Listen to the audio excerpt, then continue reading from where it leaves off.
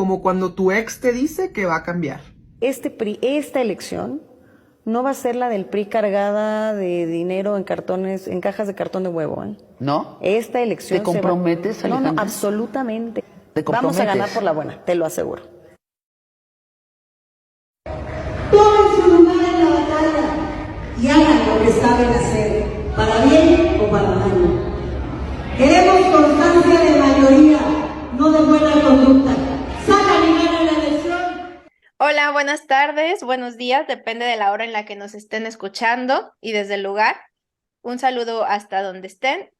Hoy tenemos un tema muy interesante, ya que se acercan las elecciones de 2 estados en la República Mexicana y queremos discutir justamente el rumbo que viene y que se espera tomar a partir de este 2023 para estos 2 estados, que son estados que tal parece que ahí no se ha llegado a notar ningún cambio realmente, a pesar de que el resto del país está cambiando. Entonces, hoy tenemos a alguien que se acaba de incorporar con nosotros. Hola, buenas tardes, buenos días en México.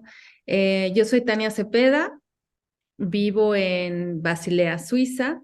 Llevo aquí ya 13 años viviendo, dejé México en el año 2000, ya hace bastante, y estoy muy contenta, Flor, Sergio, Andrés, de estar con ustedes hoy. Sí, pues me da mucho gusto que puedas estar aquí con nosotros. Voy a comenzar un poco el análisis y ya para que ustedes me comenten también su punto de vista. Como les mencioné desde la primera vez que me presenté en este programa, yo nací, crecí y viví toda mi vida en Ecatepec, Estado de México, uno de los estados más olvidados en general en muchos aspectos, y hablando específicamente de Ecatepec, una de las ciudades incluso más peligrosas de la República. Y a partir de los 14 años empecé a estudiar en la Ciudad de México, es decir, todos los días yo tenía que tomar transporte del Estado de México, de Ecatepec, a la Ciudad de México a estudiar, desde que empecé a hacer la preparatoria, luego toda la universidad y la maestría. Entonces, para mí llegó el momento en el que mi vida prácticamente estaba en dos lugares, ¿no? Por un lado estaba en la Ciudad de México y por el otro lado en Ecatepec. Y eso es algo que nos pasa a muchas personas, no es un caso especial, ¿no? Es algo que nos pasa a muchos de los que vivimos en el área metropolitana del Estado de México. Y eso también nos permite a veces darnos cuenta de ciertas diferencias que existen tan claras y tan importantes de un lugar a otro. La distancia que estás recorriendo a veces es muy poca y tú ya empiezas a notar justamente la diferencia en cuanto estás cambiando de la Ciudad de México para el Estado de México. Y entonces te puedes preguntar qué ha pasado todos estos años para que en la Ciudad de México haya tantos avances a través del tiempo. Y en el Estado de México, en cuanto empiezas a entrar, ya inmediatamente empiezas a notar los baches por todos lados. Por todas las calles hay muchos baches, no se puede conducir bien por lo mismo. Empiezas a sentir inmediatamente la inseguridad, porque los niveles de inseguridad que hay en el Estado de México no son nada comparables con los de la ciudad, que obviamente también en la ciudad hay problemas, pero a la hora de comparar o sea, no cabe o no hay una razón tan clara de por qué la diferencia es tanta, siendo que muchas veces solamente estás cruzando una avenida para pasar de un estado a otro. Y son cosas que pues a mí me gustaría discutir con ustedes, especialmente, o sea, ¿por qué creen que ha habido tanto retraso en el Estado de México comparado con la Ciudad de México?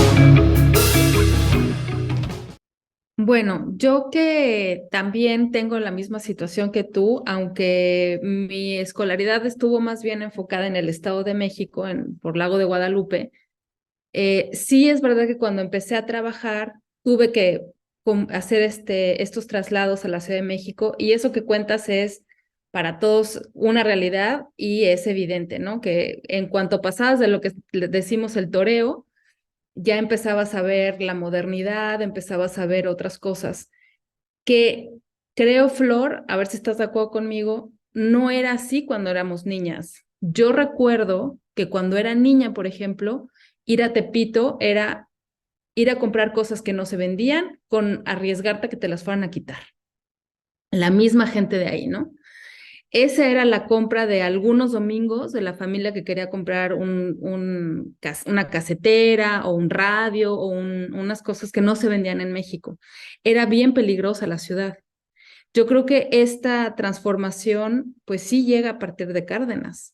Empieza a haber una nueva forma de distribuir la riqueza, de administrar los recursos de la capital, que es la ciudad más importante de nuestro país, que no pasa en el Estado de México. Estado de México sigue teniendo esa misma manera de hacer, pues, política y economía y pues esa corrupción que no hemos logrado quitarnos de encima, ¿no? Entonces, yo creo que tiene que ver mucho con eso. No es con que, o sea, porque no puede llegar la modernidad en realidad, la única frontera que tiene es hasta dónde le puedes meter el dinero. No llega esa modernidad porque no llega el dinero, no llega a las calles, no llega a la basura, no, y cada vez es mucho más peligroso. Yo soy de Naucalpan y Naucalpan cuando yo era pequeña era una zona de clase media, más o menos se veían las casas bonitas. Ahora que regreso y que no estoy con el efecto de la rana en agua caliente que no se da cuenta de lo que le está pasando, yo sí regreso una vez al año, una vez cada 2 años, y cada vez que lo hago, como tú, vemos el deterioro constante y agresivo en los últimos, no sé, 6, 7 años. Yo veo a Satélite horrible, lleno de baches, las casas que eran bonitas, pues están todas descuidadas y eso habla justamente de que la gente le está pasando peor que antes. Sí, yo creo que de alguna manera hay dos tipos de fenómenos, ¿no?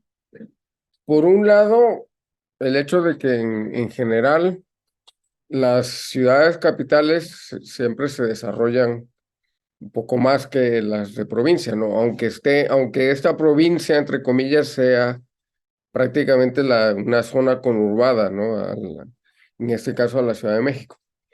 Y no es que esté haciendo el de abogado del diablo, ¿no? Pero creo que es uno de los fenómenos. Y el otro, pues yo creo que sí es muy, muy político, ¿no? El hecho de que en la Ciudad de México estén además concentrados prácticamente todos los poderes de la República, que es una ciudad capital, pero que es tan grande como un país, o más grande que muchos países europeos incluso, y que se ha desarrollado, además de una nueva élite gobernante de izquierda o más de izquierda, porque bueno, ahí luego las fronteras son relativamente ambiguas, eh, se ha desarrollado una nueva mentalidad incluso, mientras que en el Estado de México, pues se ha anclado una clase política de grupos, el famoso grupo Atlacomulco, entre otros, porque digamos que ese es el grupo hegemónico, pero también al interior de eso hay subgrupos y corrientes, ¿no? Que más allá de sus convicciones propias y personales, pues es prácticamente un grupo, o se ha vuelto, no sé si siempre ha sido así, pero ha terminado volviéndose un grupo criminal, incluso, ¿no? O que se sospecha que hay relaciones con grupos criminales del mismo estado, y que para ellos era importante y ha sido importante tener un control férreo de las poblaciones, tenerlas prácticamente sometidas, e impedir que se diese esa evolución en las mentalidades políticas de las ciudadanas y ciudadanos, porque yo creo que quizás eso sea lo más importante, ¿no? Si han logrado impedir simplemente la alternancia, porque ahí no, eso es lo más catastrófico del asunto, ¿no? Que ahí jamás ha habido alternancia, hasta donde yo sé, al menos no en la gubernatura, ¿no? No sé si a nivel de algunos municipios, pero creo que también en los principales municipios sigue gobernando, o al menos teniendo control este grupo Atlacomulco, ¿no? Y si a eso le agregamos de que no era nada más un grupo de control local, sino que en un momento dado se convirtió en el grupo que controlaba toda la República, eh, pues creo que de alguna manera se pinta el panorama de lo que han vivido las y los ciudadanos del Estado de México en el siglo pasado y el principio de este, ¿no? Claro, y un poco aunado a lo que dice Sergio, sobre todo la primera parte, donde habla de cómo en estos cinturones que rodean las grandes capitales, pues ha habido un abandono, ¿no? Lo vemos, yo creo que hasta en todos los países, ¿no? Aquí se ve en Madrid, por ejemplo, hay barrios, ¿no? Donde, pues la verdad hay un descuido total, donde incluso la policía no va, o si va, tiene otro objetivo muy diferente a lo que es el centro, ¿no? De todas las capitales, y más en lo que es México. Y precisamente el Estado de México rodea, ¿no? Casi casi abraza lo que es el Distrito Federal, bueno, ahora la Ciudad de México.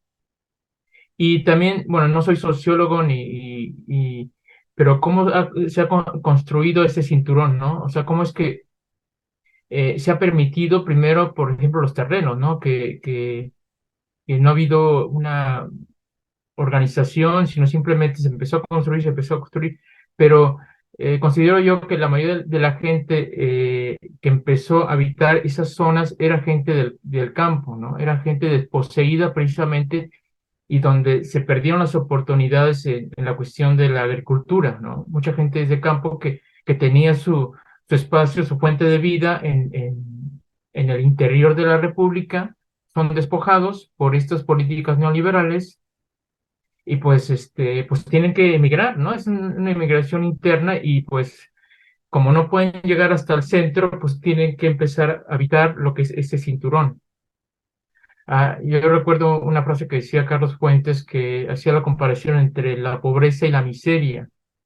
Entre la pobreza hablaba de que, por ejemplo, la gente del campo es pobre porque, bueno, no tiene mucho que comer, pero por lo menos tiene una tierra, ¿no? Y eso les crea identidad. El saber que tú tienes un huerto, aunque sea uno muy mal económicamente, pero te pertenece y te da sentido el trabajar en la tierra, ¿no? Pero a mucha gente les quitan esa posibilidad y es cuando está la miseria, ¿no? Porque no se les da la oportunidad.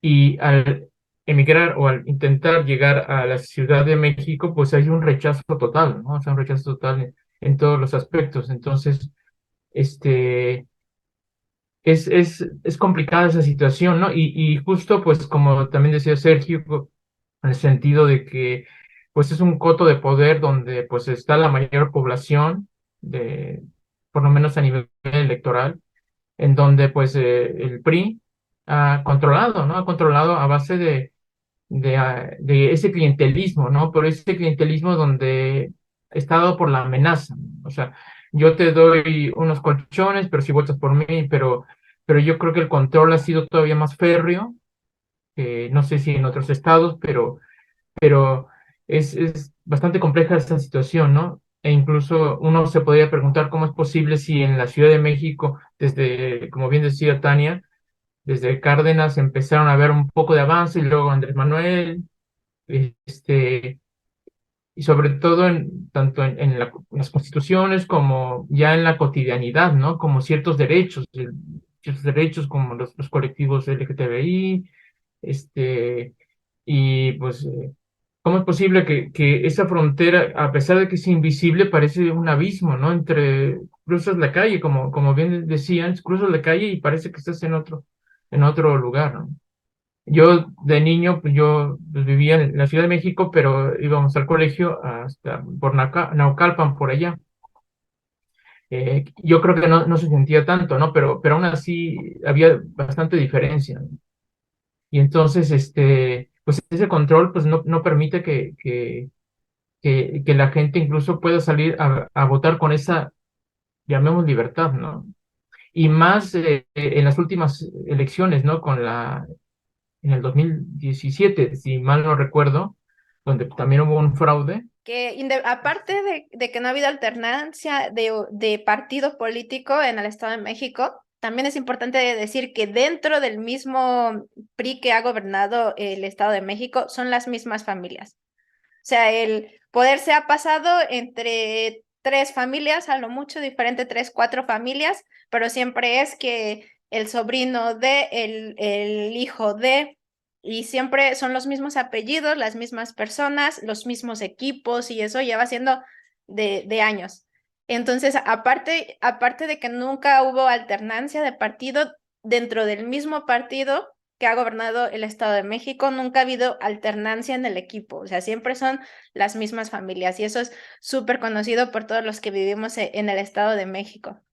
Y luego otra cosa que me gustaría también poner en la mesa para hablar con ustedes es que en redes sociales justamente está circulando, no sé si lo han podido ver, un video de la candidata del PRI al Estado de México, en donde esta chica sale invitando a todo su equipo, alguien de su equipo incluso lo grabó y lo subió a redes sociales, en donde invita a todo su equipo y literalmente dice: no, aquí no estamos buscando que nos den un certificado de buena conducta. Aquí estamos buscando votos. Así que hagan lo que ya saben hacer porque tienen mucha gobernadora. O sea, así literalmente. No dijo abiertamente hagan fraude, hagan compra de votos, no lo dijo, pero prácticamente es eso. Si lo hubiera dicho la candidata de Morena, ¿qué hubiese pasado? Ese video ya estaría circulando en todos los medios de comunicación, en todos, y todo el mundo estaría hablando de que Delfina está promoviendo la compra de votos, está promoviendo fraude electoral y ya sería un escándalo a nivel nacional, pero lo dijo la candidata del PRI y no se habla en ningún medio de comunicación.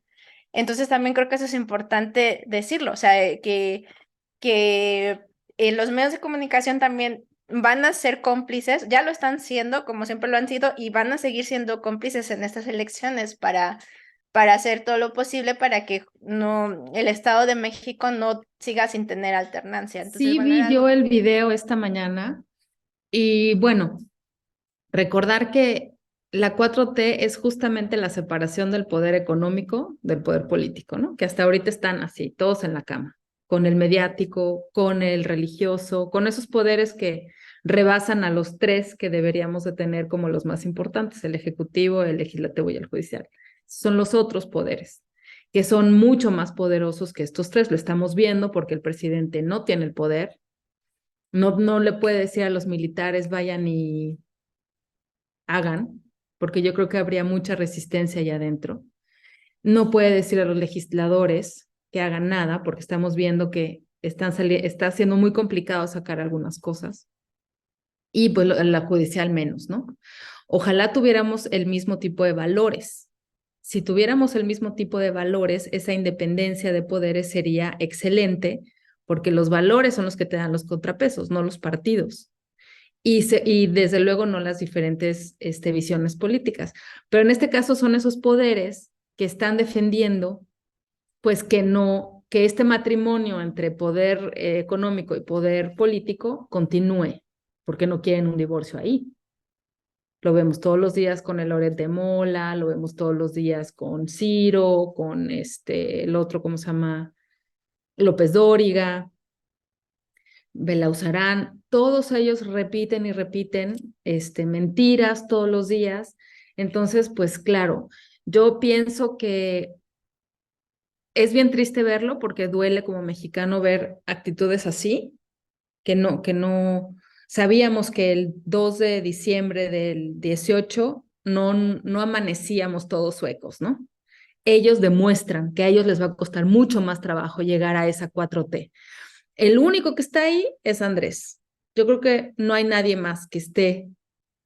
Luego, pues están varios que se le acercan, que ya tienen esa mentalidad, esa visión y ese amor por el país. Otros estamos un poco más atrás, luchando por descolonizarnos, luchando por entender el feminismo, luchando por entender que la transformación es lo que nos conviene. Pero hay unos que se nota que van a estar hasta atrás y van a tratar de ser ese cangrejo, ¿no? De tratar de bajarnos a todo hasta el fondo de la cubeta. ¿Qué hacer para que eso no suceda? Yo creo que ahí es donde tendríamos que estar nosotros haciendo propuestas, como es Andrés siempre, ¿no? Sí criticar, pero además hacer propuestas.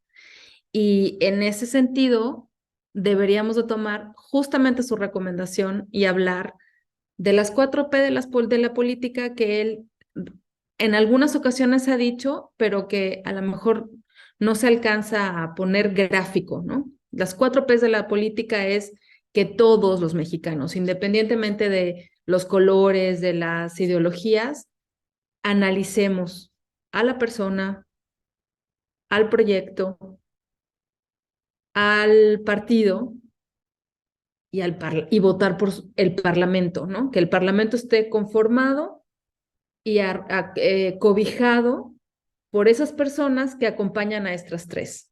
Y que al final la sombrilla que está hasta arriba, que cubre a todo, y que hasta abajo también, pues es la quinta P, el pueblo. Y ahí es donde deberíamos estar analizando quiénes son ellos, cuál es su proyecto y cuál es el de Delfina. Que también yo no he visto hasta ahorita un proyecto concreto de ella. Y sí valdría la pena analizarlo para compartirlo con los demás. Ver cuál es como ella, como persona, la primera P, quién es, de dónde viene, qué ha hecho, quién es Alejandra. Alejandra tiene un historial nefasto, parece ser que su esposo tiene ahí también algunas situaciones de conflicto de interés, y así es la única manera en que vamos a poder hacer impacto con la gente y lograr que la 4T avance. Quizás la más fuerte o la más grave sea esta cuestión de la falta de democracia y de la concepción de la democracia, ¿no? Que eso, bueno, no solamente en el Estado de México, es una cuestión que incluso aquí en Europa, ahorita, al menos en Francia, está saliendo a la luz la situación de que las ciudadanas y ciudadanos no conocen cómo funcionan sus instituciones, no saben quiénes se han estado ocupando de esas instituciones y lo que han estado haciendo durante décadas, ¿no? Lo que mencionaba Flor de que unas cuantas familias son las que gobiernan, yo creo que si se hiciese ese ejercicio en los diferentes países y ciudades, igual, ¿no? Saldrían aquí, además, es perfectamente legal que un alcalde tarde 40, 50 años en el poder, ¿no? Reeligiéndose cada vez, ¿no? Entonces, el problema es la cuestión democrática de base. Y sí tiene que ver bueno, con esto que comentaba Tania, de estar en capacidad de poder analizar todos esos elementos relacionados con el proyecto, con el rol del parlamento, con el rol del mismo gobierno, con el pueblo, etcétera, etcétera. La dificultad es cuando las poblaciones pues tienen necesidades primarias que no han sido resueltas, ¿no? Entonces, mientras la necesidad básica de comer o de tener un empleo para poder medio comer no esté resuelta, pues siguen estando las poblaciones y las sociedades fragilizadas frente a grupos que ya están ahí sólidamente instalados durante décadas y a veces durante siglos, ¿no? Esto que mencionabas de las familias en el poder en Tabasco muchas veces vienen desde la colonia, ¿no? Son los apellidos que han seguido, se los han pasado como herencia de hijos a padres, perdón, de padres a hijos, a nietos, etcétera, etcétera, y siguen ahí. Entonces, mientras no haya un sobresalto democrático, pues desafortunadamente no van a cambiar las cosas, ¿no? Y la fragilidad esta básica de la necesidad de las personas, pues en el caso del Estado de México además es súper paradójica, ¿no? Porque después de la Ciudad de México es el estado que tiene el PIB más alto de toda la República y al mismo tiempo es ahí donde hay varios de los municipios más pobres de toda la República. Y entre más pobre sea la gente, pues más fácil es ofrecerles una lana, controlarlos, romper o introducir grupos de poder o de choque, etcétera, etcétera, ¿no? Entonces, sí, es una cuestión muy, muy complicada y muy difícil, y un trabajo que desafortunadamente, pues, ni siquiera en un sexenio, ¿no? Es decir, el hecho de que llegase la maestra Delfina no garantizaría que en un sexenio va a resolver todos los problemas del Estado, sobre todo considerando que como ocurrió a nivel de la República, van a quedar ahí inercias, tanto de formas de hacer las cosas, personas, grupos de poderes fácticos, etcétera, etcétera, que van a tratar de limitarle su capacidad de acción, ¿no? Entonces, bueno, es todo un desafío por delante lo que tienen las personas ahí en el Estado de México.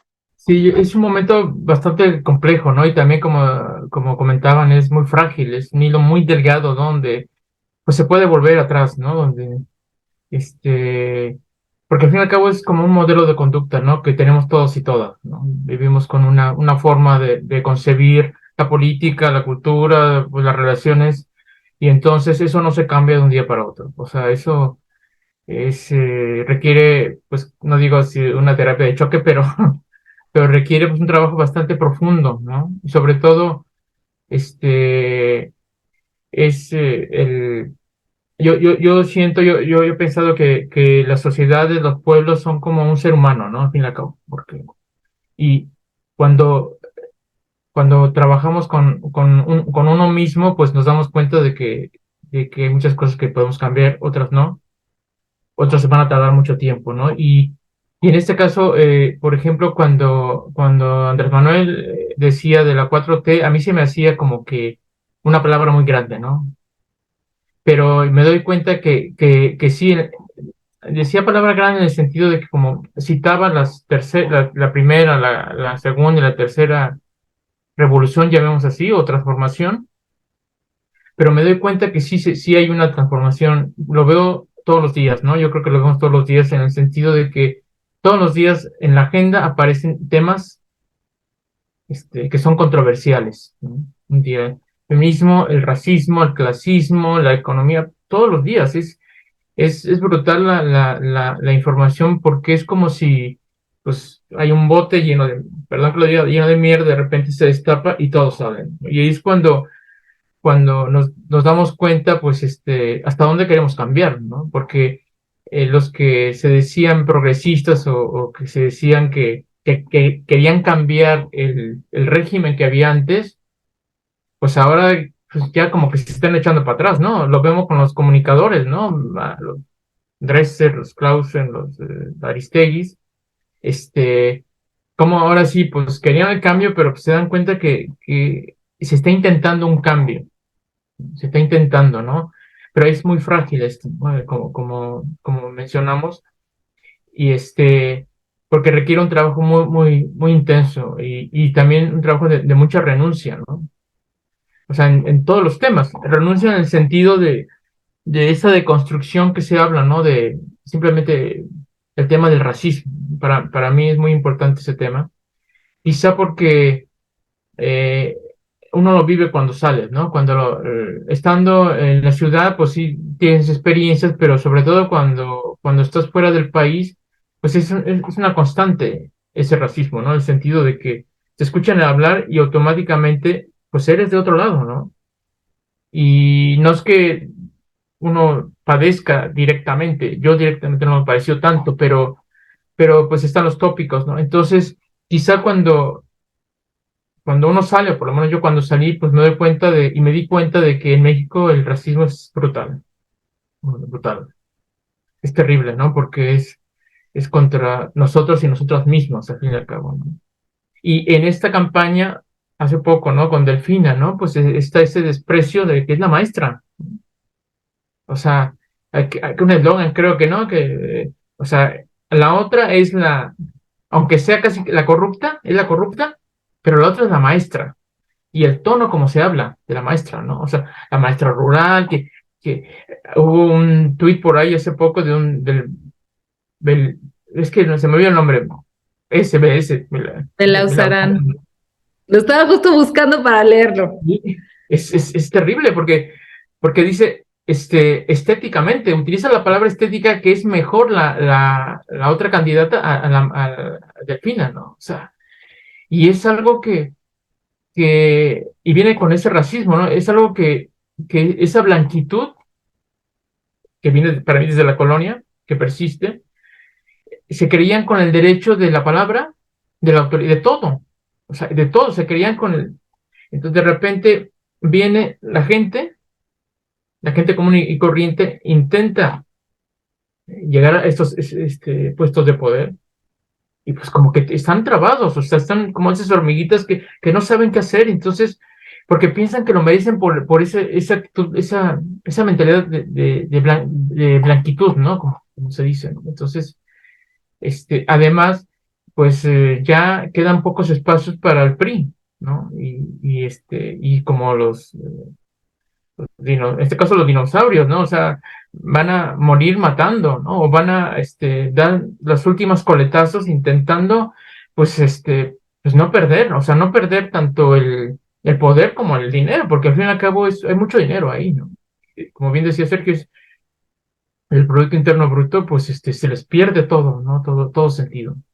Pero además entre ellos y entre las élites se autodesignan como los mejores en función de la escuela a la que hayan ido, etcétera, etcétera. Sí, Entonces, porque también eso que dices es verdad, también en función de la escuela. A veces para que te vean como alguien capaz, no necesariamente es que tengas una carrera, sino que además hayas ido en el extranjero o que tengas algún posgrado en el extranjero para que entonces sí te vengas de las mejores escuelas, y lo digo entre comillas, para que entonces sí la gente te apoye y considere que tienes el perfil, ¿no?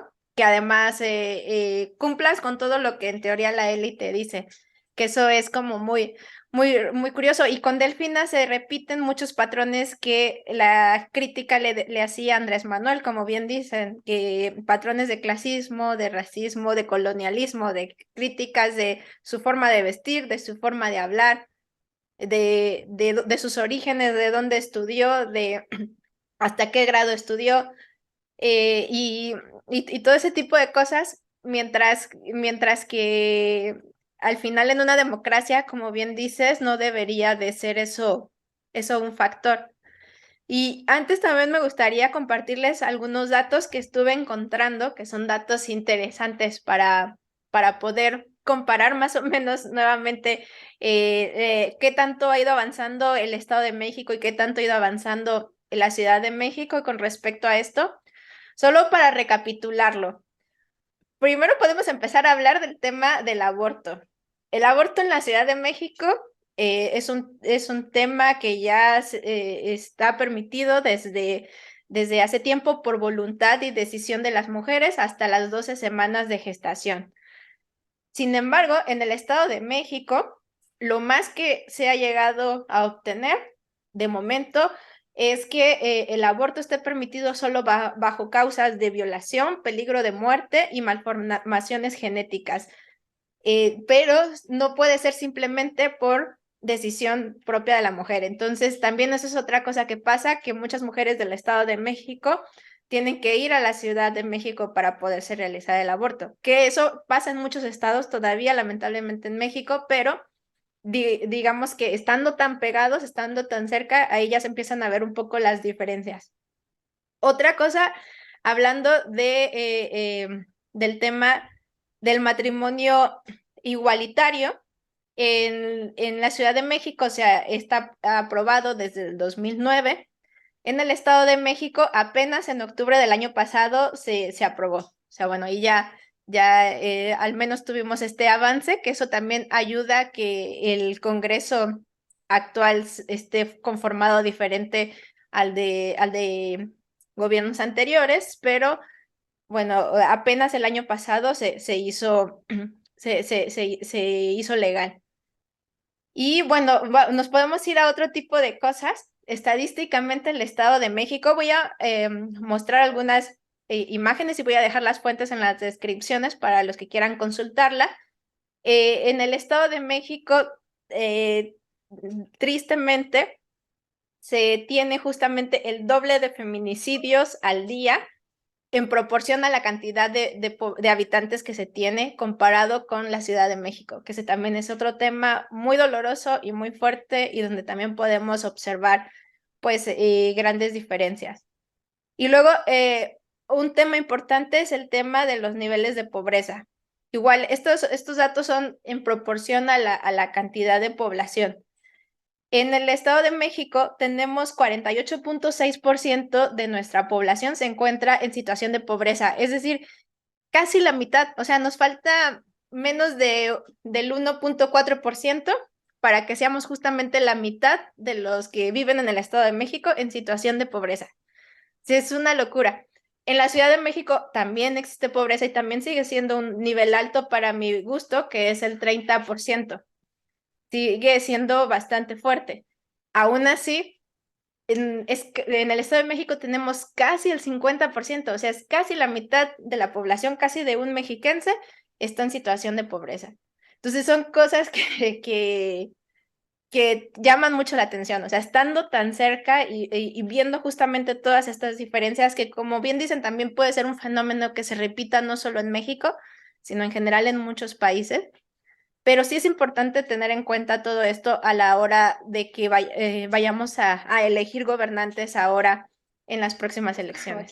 Sí, yo nada más que ahorita comento de esto, pero en esa propuesta que hablábamos del racismo, en esta propuesta de que pudiera haber consejeros del INE que no portaran un título profesional, creo que estaría para matarlos que tampoco venga una foto. Ahí sí sería el acabose. Imagínate que solamente fuera un examen en donde no ves ni siquiera la cara de la persona. El miedo que tendrían algunos de decir que sí a uno y de repente se les aparezca, pues no sé, a lo mejor uno de los tantos millones de mexicanos con rasgos un poco indígenas, ¿no? Sería el acabose.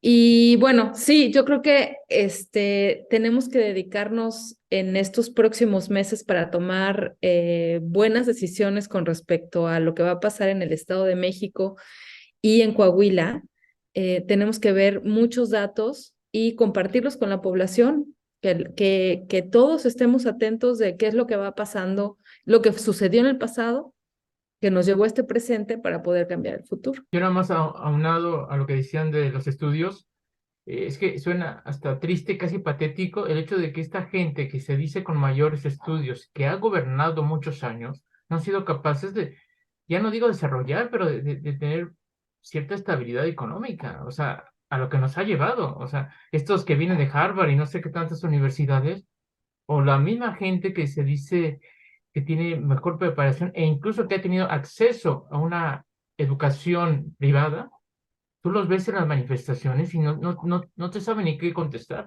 O sea, no saben ni a qué van en las manifestaciones.